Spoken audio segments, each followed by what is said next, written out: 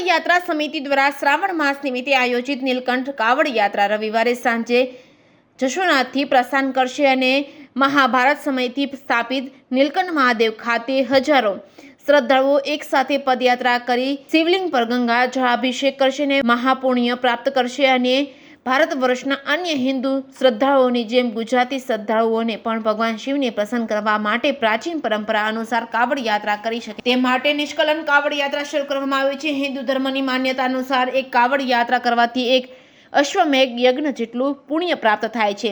આથી આ લાભ ગુજરાતની પ્રજાને પ્રાપ્ત થાય તેવી ભાવના અને દેવાધિદેવ મહાદેવને પ્રસન્ન કરવા આ યાત્રાનું આયોજન કરવામાં આવ્યું છે। કાવડ યાત્રા રવિવારે સાંજે 4 કલાકે પ્રાચીન જશોનાથ મહાદેવથી પ્રસ્થાન કરીને ગંગાજળ યાત્રાઓ તેમજ રૂપમ ચોક, હાઈકોર્ટ રોડ, ગાંધી સ્મૃતિ તેમજ મેઘાણી સર્કલ તેમજ ચંદ્રેશ્વર મહાદેવ તેમજ ઘોઘા સર્કલ તેમજ શિવાજી સર્કલ તેમજ પીપળિયા પુલ તેમજ વ્રજ વિહાર હોટલ તેમજ દેવપ્રયાગ ગાર્ડન તેમજ કોડિયાક તેમજ નિષ્કલન મહારામજી મંદિરથી પછી ભગવાન નિષ્કલન મહાદેવના દર્શન અને જળાભિષેક કરીને નિષ્કલન રામજી મંદિર પર પરત આવી પ્રસાદી લઈ યાત્રા પૂર્ણ થશે। આ તમામ કાવડ યાત્રિકો માટે કાવડ, જળ કળશ અને ભગવા રંગના વસ્ત્રોની વ્યવસ્થા કરવામાં આવે છે।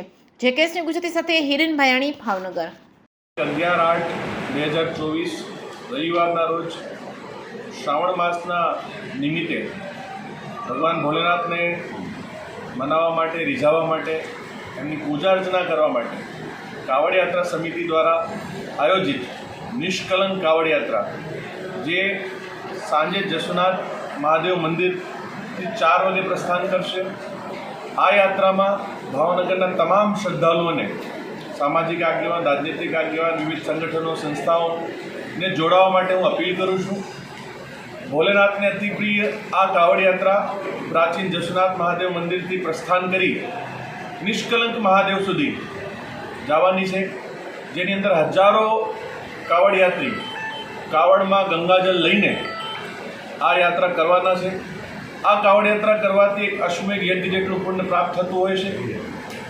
આ યાત્રા શ્રી રામ ભગવાન, રાવણ જે એક શિવભક્ત હતા, પરશુરામજી અને શ્રવણકુમારજી આવા વિદ્વાનોએ શિવજીને મનાવવા માટે પહેલાં બી કરેલી છે। અત્યાર સુધી ગુજરાત સિવાયના તમામ સ્ટેટોમાં, વિશેષ ઉત્તર ભારતમાં આ યાત્રાનું પ્રસ્થાન થતું હતું અને ત્યાંના લોકો આ લાભ લેતા હતા। આપણા ગુજરાતી ભાઈઓ બી આ લાભ લઈ શકે તેના ઉપદેશથી આપણે આ કાવડ યાત્રા અહીંયા ચાલુ કરી છે અને આ 3જું વર્ષ છે કાવડ યાત્રાનું। દર વર્ષે શ્રદ્ધાળુઓમાં ખૂબ મોટો ઉત્સાહ જોવા મળે છે અને વધારો પણ જોવા મળે છે। આ યાત્રા કરીબ 35 કિલોમીટર છે, પગપાળા કરીને બધા જતા હોય છે। રસ્તામાં તમામ જુદા જુદા સંસ્થાઓ, સામાજિક આગેવાનો દ્વારા આ યાત્રાનું સ્વાગત કરવામાં આવે છે। ઠેર ઠેર યાત્રિકો માટે ભોજન પ્રસાદીની વ્યવસ્થા કરવામાં આવે છે। સાથે જ ખૂબ હર્ષ ઉલ્લાસ અને ઉમંગ સાથે ભોલેનાથની ભક્તિમાં લીન થઈને શ્રદ્ધાળુઓ આ યાત્રા કરતા હોય છે અને અત્યાર સુધીના જે લોકોએ આ કાવડ યાત્રાનું ગયા વર્ષે લાભ લીધું હતું તેનો જે કહેવા મુજબ છે એમની સર્વ મનોકામના પૂર્ણ થાય છે। ભગવાનની એની ઉપર ખૂબ આશીર્વાદ પ્રાપ્ત થતા હોય છે। એટલે ભાવનગરના તમામ ભાઈઓ બહેનોને વિનંતી કરું છું કે આપ આ યાત્રામાં જરૂર જોડાશો। આ યાત્રાનું પ્રસ્થાન ભાવનગરના સંતો મહંતો દ્વારા અને ભાવનગરના યુવરાજ સાહેબ દ્વારા કરવામાં આવશે। સાથે જ જુદા જુદા સમાજના આગેવાનો, હિન્દુ સંગઠનો આ યાત્રાને સફળ બનાવવા માટે મહેનત કરી રહ્યા છે। તો તમામ લોકોને હું વિનંતી કરું છું કે જેટલી આપ યાત્રા કરી શકો, જેટલું આપ કાવડ લઈ ચાલી શકો એટલું આપ કાવડ લઈને ચાલો। ગંગાજળ અને તમામ સુવિધાઓ સમિતિ દ્વારા અહીંયા વ્યવસ્થા કરવામાં આવે છે। સમિતિ દ્વારા તમામ જરૂરિયાતો કાવડિયાની પૂરી કરવામાં આવે છે અને ભગવા વસ્ત્ર ધારણ કરીને આપણે આ યાત્રામાં જોડાવીએ આવી પણ મારી વિનંતી છે। તો ચોક્કસ પધારશો, સહપરિવાર પધારશો।